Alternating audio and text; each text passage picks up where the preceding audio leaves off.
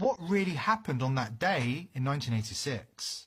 Thanks to the groundbreaking work of investigators, we now know that the official narrative and much of the news broadcast on that day was deeply misleading. Before we explain why they created such a hoax, here is a rundown of the surviving crew members. Number 1, Francis Richard Scobie, commander of the Challenger space shuttle. Born on May the 19th, 1939, Commander Francis Richard Scobie was 46 when he supposedly died in the Challenger explosion.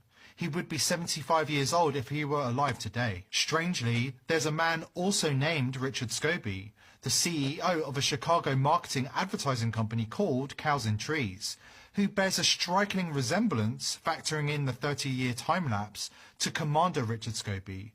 Same high forehead, same eyebrows, same wide-set eyes that are slightly tilted down in their outer corners. The source of the pic on the right of CEO Richard Scobie is his LinkedIn page. If you go on the Cows and Trees website, you'll see an animation of a rocket-powered cow in the sky with swirling smoke shaped like the number 6, much like Space Shuttle Challenger as it was seen on TV exploding in mid-air. Wink wink, CEO Richard Scobie sure has a sense of humour. Number 2, Michael J. Smith, pilot of Challenger. Born on April the 30th, 1945, Challenger pilot Michael John Smith was 41 years old when he supposedly died in the explosion. There's a man also named Michael J. Smith who bears a striking resemblance to astronaut Michael J. Smith. Same horizontal eyebrows, same grey-blue eyes, same vertical indentation in the tip of his nose. This Michael J. Smith is a professor, retired, of industrial and systems engineering at the University of Wisconsin-Madison. Astronaut Michael J. Smith would be 70 years old if he were alive today. Well, guess what? There just so happens to be a 69-year-old Michael J. Smith whose address includes Madison, Wisconsin. He's 74 on this Look Up Anyone list. Number 3, Ronald McNair, Challenger's mission specialist. Born on October the 21st, 1950, Challenger's mission specialist Ronald McNair, the second African-American astronaut with a PhD in physics, would be 64 years old if he had not supposedly perished in the space shuttle explosion. If Ronald were still alive today, he would look just like this pic of his brother, Carl. Carl McNair is an author, education consultant, and inspirational speaker, and he just so happens to be the founder and president of the Ronald E. McNair Foundation.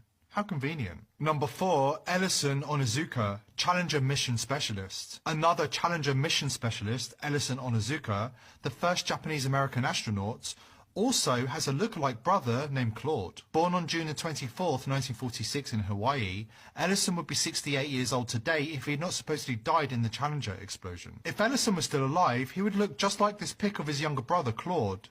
Same eyebrows, same eyes, same crow's feet wrinkles, same nose, even the same hair parting. Claude Onizuka is living out his days as a liquor adjudication board member of the Department of Liquor Control, County of Hawaii, Hilo, Hawaii. Number 5, Judith Resnick, Challenger Mission Specialist. Born on April the 5th, 1949, Challenger Mission Specialist Judith Arlene Resnick, with a PhD in electrical engineering, was the first Jewish American astronaut to go into space and the second female American astronaut. She would be 66 years old today if she had not died in the explosion. Except if she is alive today, it's not difficult to imagine that after 29 years, astronaut Judith Resnick would look like Arthur Lyman Professor of Law Judith Resnick at Yale Law School. Dark curly hair, dark eyes, same eyebrow shape, same lines on both sides of the face extending up from the jaw. When you compare the voices and mannerisms of astronaut Judith Resnick and Professor Judith Resnick, the similarity becomes undeniable. We looked through Ancestry.com's 241 death records for the last name Resnick, but we can't find the Social Security Death Index for astronaut Judith Resnick or any other Judith Resnick. Number 6, Sharon Krista McAuliffe, Challenger Payload Specialist. Born on September the 2nd, 1948, Sharon Krista McAuliffe was a social studies teacher at Concord High School in New Hampshire when she was selected from over 11,000 applicants to participate in the NASA Teacher in Space project. If Challenger had not exploded, she would be the first teacher in space. If she had not died in the Challenger disaster, McAuliffe would be 66 years old today. Well, there's a Sharon A. McAuliffe, an adjunct professor at Syracuse University College of Law, who kind of looks like an older astronaut McAuliffe, factoring in the 30 years time-lapse. Look at the cowlick of hair, sweeping from the centre of their hairlines to the left side of their foreheads. It may also be entirely coincidental that Syracuse law professor Sharon is a cousin of Terry McAuliffe, the current governor of Virginia, who was co-chairman of President Bill Clinton's 1996 re-election campaign and chairman of Hillary Clinton's 2008 presidential campaign. Terry McAuliffe, an advocate of gun control, is also very much concerned about NASA funding issues. In the end, we need to ask ourselves this question. It's one thing that one of Challenger's crew members resembles someone alive today. We could chalk that up to a coincidence. But it's another thing entirely that 6 members of the Challenger crew have doppelgangers who are alive and in some cases with exactly the same names. Richard Scobie, Michael J. Smith, Judith Resnick and Sharon McAuliffe, and are working at high levels in their original careers.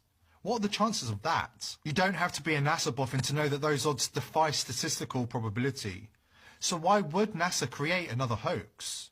Those interested in gematria might be interested to know that NASA stands for the National Aeronautical and Space Association, and if you attribute a number to each character, you get 666. Given the powerful symbolic value of space missions, it should come as no surprise that NASA are part of the occult elite, waging powerful psychological wars on mankind. An expression immediately comes to mind, revelation of the method. Originating from the ancient Rosicrucian texts, this concept refers to the process of exposing the masses to dark realities, often in a veiled and underhanded manner, including hoaxes, to mock the masses. Some occultists compare this normalization process to the alchemical great work, where the world is transmuted according to the will of the occult elite. In his book, Secret Societies and Psychological Warfare, Michael Hoffman explained why the elite like to rub our faces in it. The alchemical principle of the revelation of the method has as its chief component a clown-like grinning mockery of the victims as a show of power and macabre arrogance. When this is performed in a veiled manner, accompanied by certain occult signs and symbolic words, and elicits no meaningful response of oppositions or resistance from the targets, it is one of the most efficacious techniques of